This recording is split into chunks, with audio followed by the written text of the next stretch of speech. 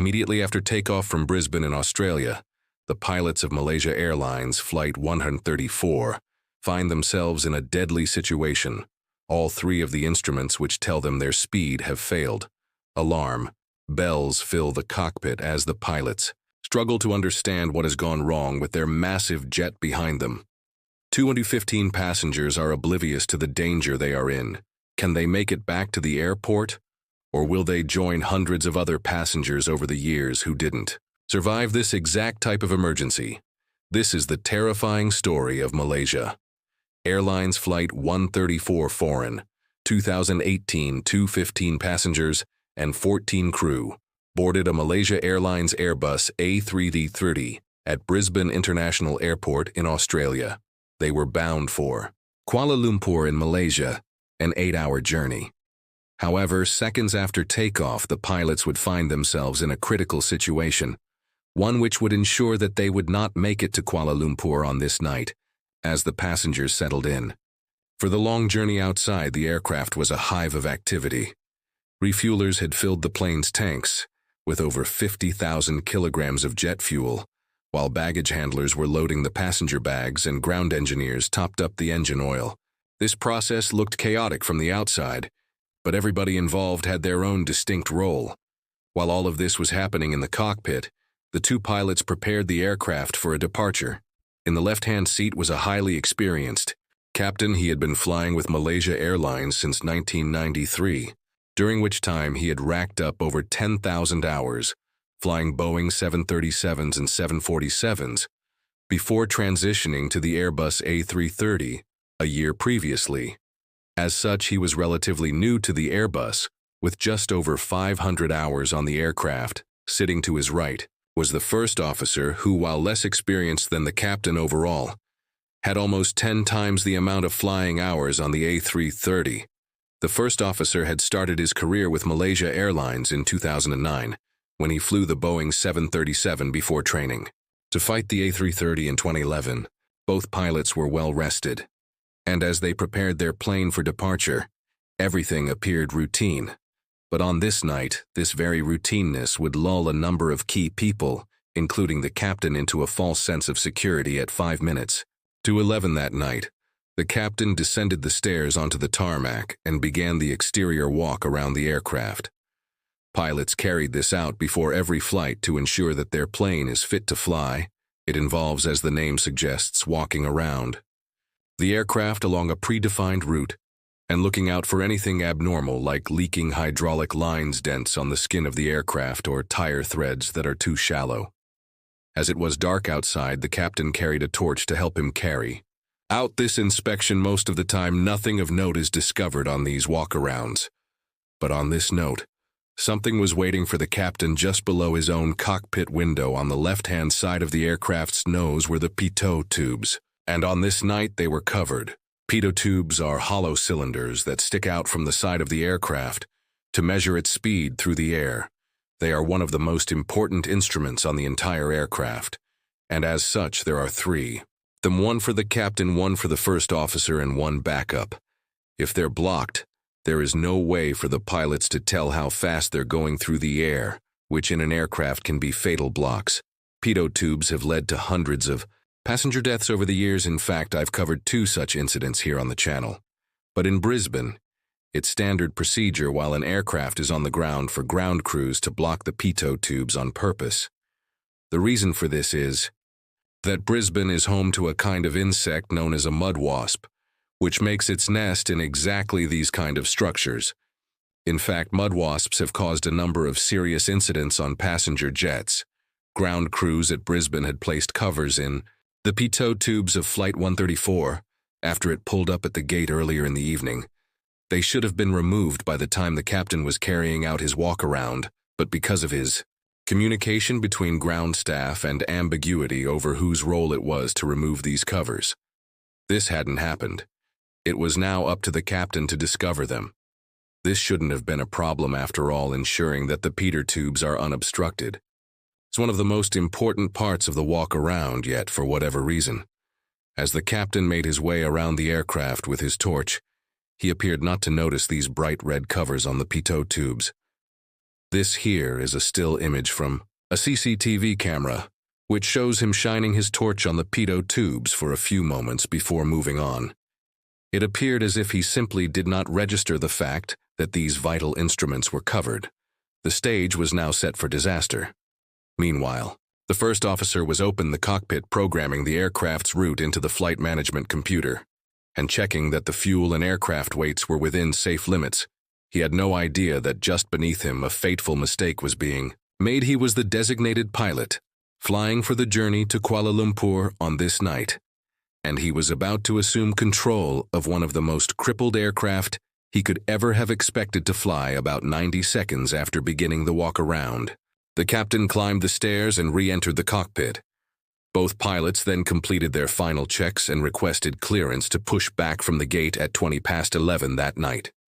Flight 134 pushed back. Disaster was approaching, but there was now one final chance for somebody to notice the pitot tubes were covered as part of his duties. The dispatch coordinator who walked with the aircraft during the pushback was meant to complete a final external check of the aircraft. However, on this night he assumed that this had already been carried out by the maintenance engineer.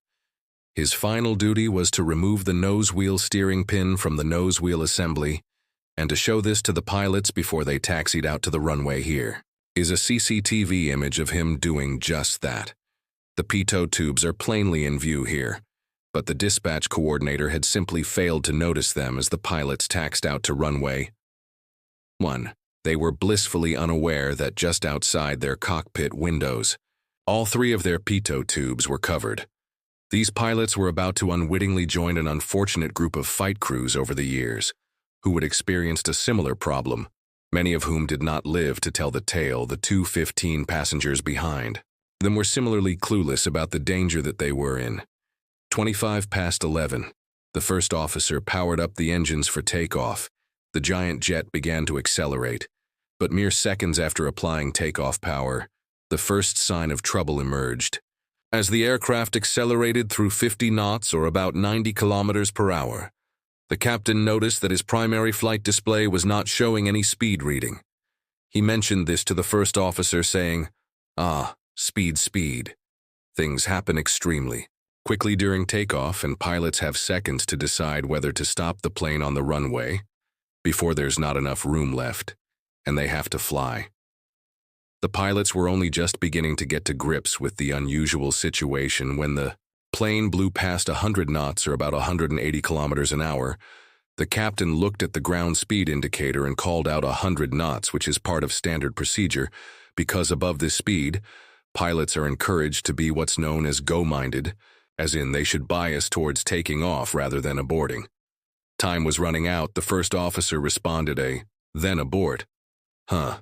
This was a critical juncture. The pilot now had seconds to make a decision: continue with the takeoff or abort it at their current speed. Neither was ideal, but which was better? The captain again highlighted the malfunctioning speed tape to his first officer. If there was ever a time to abort the takeoff, it was now, but the pilots continued in a last-ditch effort to get a reliable airspeed to show up on their instruments. The first officer said go to 80 or 3. He hoped that by getting an airspeed reading from a different pitot tube, he would be able to get a reliable indication of airspeed, but unbeknownst to him, all three tubes were blocked. Within seconds of this, the aircraft had sped past the point of no return. The end of the runway was fast approaching. The pilots were now committed to carrying out the most dangerous takeoff of their careers. They were about to take a fully loaded passenger jet into the air, with no idea of how fast they were going. The first officer began pulling back on his side stick, and the aircraft's nose started rising. The plane was now airborne, but immediately it started sending out warnings to the pilots. The master caution chimes sounded, indicating that something was seriously wrong, which the pilots needed to pay attention to immediately. The auto thrust disengaged because, without knowing how fast it was going, the plane couldn't adjust its engine power to control its speed. The first officer acknowledged this, and he kept the thrust lever set at what's known as maximum continuous thrust, which provided the greatest amount of engine power that the engines could sustain over extended periods. Now that he was in the air, his main priority was to prevent an aerodynamic stall. This occurs when a plane simply doesn't fly fast enough to keep itself in the air. If the first officer let his plane get too slow, it would simply fall out of the sky foreign. However, at this point, the pilots missed an opportunity to carry out an important procedure. They had identified that their speed indications were not working, yet they did not carry out the unreliable speed indication procedure. Part of this procedure included items which the pilots were supposed to carry out from memory rather than referring to checklists. The reason for this is that their situation was so critical that precious time could not be wasted looking for the appropriate checklist. Whatever margin of safety the pilots had was now diminishing. Importantly, this procedure involved pushing the engines to their maximum setting, known as toga thrust or takeoff go-around thrust, and pitching the nose up to 15 degrees. This would ensure that the plane climbs safely away from the ground without losing speed and stalling. It didn't occur to the pilots to carry out this procedure, and as a result, they were lower and slower than they would have wanted to be. Again, the first officer switched his attention to troubleshooting. He wanted to get some indication of how fast the plane was going. He again asked the captain to put the air data reference switch to 3, which would change which pitot tube was providing airspeed data to his instruments. The first officer figured that while 1 or 2 pitot tubes could be blocked, it was almost impossible that all 3 of them were, and yet that was exactly their situation. The pilots moved this switch to ADR3, but there was still no change in their instrumentation. The speed displaying on their instruments was completely false. Just when the pilots thought that their situation couldn't get any worse, a new warning displayed on their instruments. It alerted them that their plane had entered what's known as alternate law. Alternate law is Airbus terminology for a much diminished state of automation, which the plane falls back to when certain systems fail. In this case, the loss of airspeed information had caused the plane to lose its stall protection. This is a critical piece of technology in an Airbus, as it prevents pilots from putting the aircraft in a position where it can enter an aerodynamic stall. And ironically, without airspeed information, the pilots were even more likely to stall the aircraft than ever. Just when they most needed star protection, they had lost it. The pilots were now under immense pressure. They were climbing into thinner air at night, and they had no idea what their airspeed was on top of this. The computerized protections which would normally prevent them from putting their aircraft in a dangerous position had been lost. I made a cacophony of alarms and warning chimes. The 2 pilots now had to figure out what to do. The lives of 215 passengers depended on the choices they would make over the next few minutes. At this point, air traffic control was unaware of their situation. Pilots are taught that in an emergency, they must prioritize flying the plane, then navigating, and only then communicating without traffic control. This is summarized by the phrase aviate, navigate, communicate. The controller told the pilots to switch over to the departure frequency. 134 connect departures, 118.45 minutes. But in the heat of the moment, the captain forgot to switch his radio to the new frequency. The first officer then declared a pan-pan signal to air traffic control, which is one step below declaring an emergency and request to maintain the runway track and request to climb to But this transmission fell on deaf ears. The plane's radio was still tuned to the tower frequency, and the tower controller wasn't expecting to hear another call from the flight. It would be a few moments before this misunderstanding was rectified. Meanwhile, the first officer called for the unreliable speed indication procedure, which the captain located. Finally, the crew were beginning to approach their problem. Systematically, the first officer then contacted the departure controller, advising him of their situation. Applause. Malaysian 134, Brisbane approach copied. Tan climb to 10,000 maintained heading when able, advising tension. Applause. The pilots were now clear to climb to 10,000 feet under current heading. This would give them time to troubleshoot their issues, but flying an aircraft manually without any speed indications is a tremendously taxing exercise. The first officer's full attention was devoted to ensuring that he was flying the aircraft safely, and because it was nighttime, he couldn't look out the window to determine his speed or his position. Relative to the horizon, he had to rely fully on the instruments. In front of him, tension was high, and the cockpit voice recorder picked up increased breathing rates from both pilots. The captain was eager to lighten the first officer's workload so that they could troubleshoot the problem together. The first officer, after all, had nearly 10 times the amount of arrows on the A330. His experience would be invaluable in dealing with this situation. The captain asked the first officer if they could turn on the autopilot so that they could focus on fixing the problem. But the first officer told him that that wasn't possible. Without an indication of airspeed, there was no way the autopilot could fly the aircraft. The pilots would have to troubleshoot this problem and get the aircraft back to Brisbane, all while flying the aircraft manually at Malaysia Airlines. It was standard procedure during an emergency for the captain to fly the aircraft. But on this flight, the captain decided to forego this procedure. He knew that the first officer had significantly more experience flying the A330, and that his attention was best spent doing that, while the captain himself focused on managing the situation and making decisions about the flight. This decision to allow the first officer to continue flying the plane demonstrated accident crew resource management. It ensured that both he and the first officer were playing to their respective strengths. As the plane climbed, the pilots began actioning the unreliable speed indication procedure. This involved putting the engines to a setting known as maximum continuous thrust and keeping the nose between 9 degrees and 12 degrees above the horizon during flight tests. Airbus had found that this combination of thrust and pitch would ensure that the aircraft stayed climbing at a safe speed. Finally, the crew had managed to stabilize their situation. Their aircraft was under control, and they were troubleshooting its problems systematically. But a big task lay ahead of them. They had started to aviate, but now they would have to safely navigate back to the airport, all while coordinating their return with air traffic control.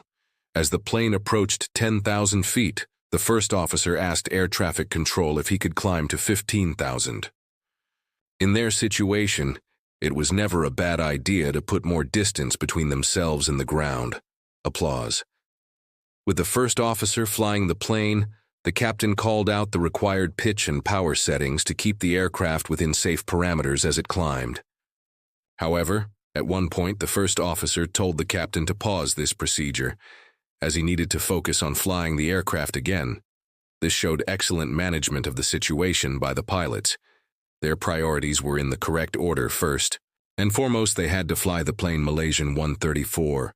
When you're able to advise. I have some questions at this point. The first officer stabilized the plane at 11,000 feet. It was beginning to dawn on the crew that they might not get their airspeed indications working the longer they spent in the air. The more time they would have to make a mistake, which could doom their plane. They had to return to Brisbane.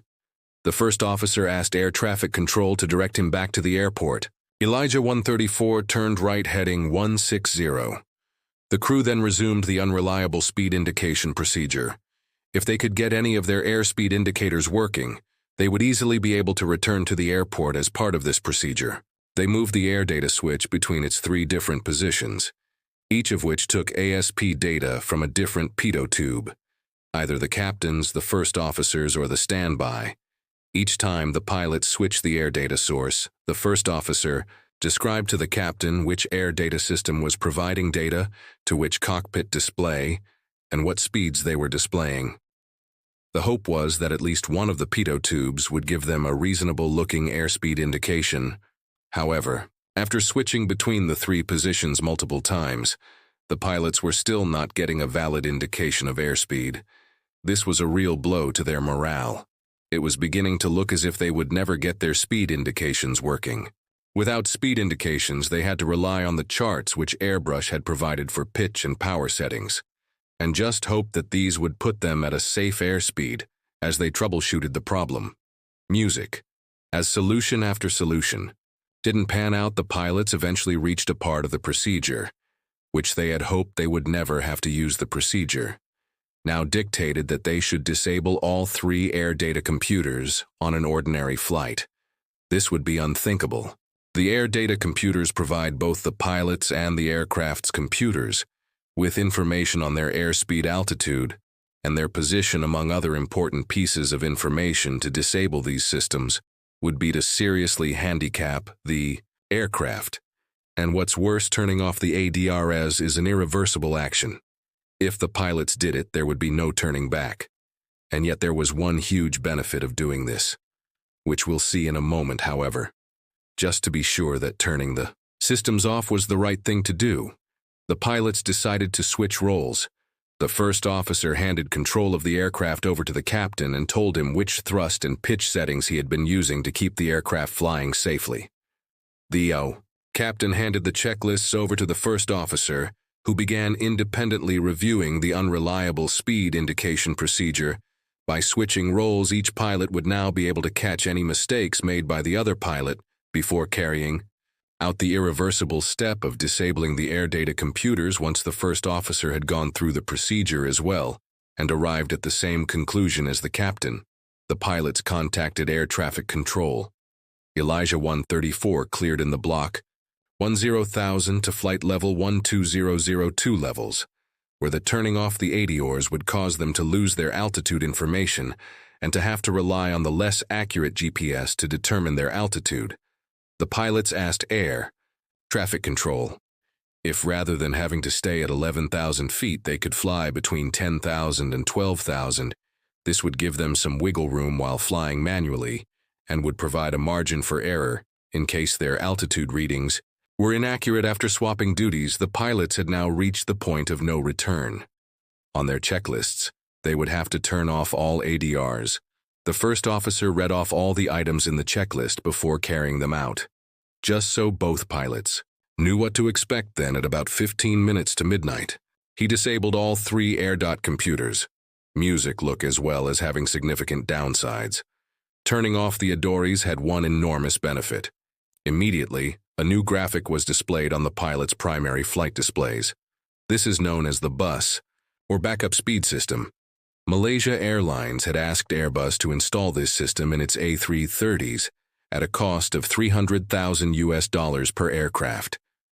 For exactly this type of scenario, it provided the pilot with an instantly understandable indication of their airspeed. It worked not by using the Pitot tubes, which are obstructed, but ingeniously by using the angle of attack sensors also located on the nose of the aircraft. Because of this, the backup speed scale couldn't give the pilots a specific number for airspeed. However, it was able to tell them roughly whether they were flying too fast or too slow. As long as the pilot stayed within the green zone, they would be safe. This significantly reduced the crew's workload. Up until now, they had been using performance charts to determine what setting the engine should be at and what their pitch attitude should be. They simply had to do this and hope for the best. But now they had a real-time indication of whether they were flying the plane at a safe speed. Things were starting to look up for Flight 134. Just to be sure, the pilots asked air traffic control if they could provide an indication of their speed over the ground. While this wouldn't match their airspeed exactly, it would give them a rough idea of it and would serve to validate the indications on the backup speed system. 134, still 210 knots. Thank you guys, 210 knots was perfect, but the trouble was not over yet. Disabling all 3 air data computers had turned the plane into a much more simple flying machine, and it had prevented some important systems from working. The spoilers on the wings, which are used to slow the plane down on landing, were not working. This meant that the plane would use up much more runway than normal after a touchdown. What's more, with a heavy load of fuel, the plane would be landing 24,000 kilograms above its maximum landing weight. This meant that the pilots would really have to make sure they touched down gently. But at the same time, it also meant that they would use up a lot more runway on landing. The pilots could dump some of their fuel over the ocean, but they figured that given the urgency of their situation, it would be safer to land now, even if it meant landing overweight to add an extra layer of complication. The normal hydraulically powered method of lowering the landing gear had stopped working, so the pilots would have to allow the gear to drop under the force of gravity alone. The pilots discussed these limitations, and once they were both on the same page, they began to prepare the aircraft for landing. The first officer briefed the cabin crew manager about their situation, and the captain contacted air traffic control requesting clearance. To descend, applause relation 134 descent to 7,000. Applause. The pilots began descending to 7,000 feet and continued planning for the landing at Brisbane. They wanted to be lined up with the runway from a long way out, so that their approach would be as stable and predictable as possible.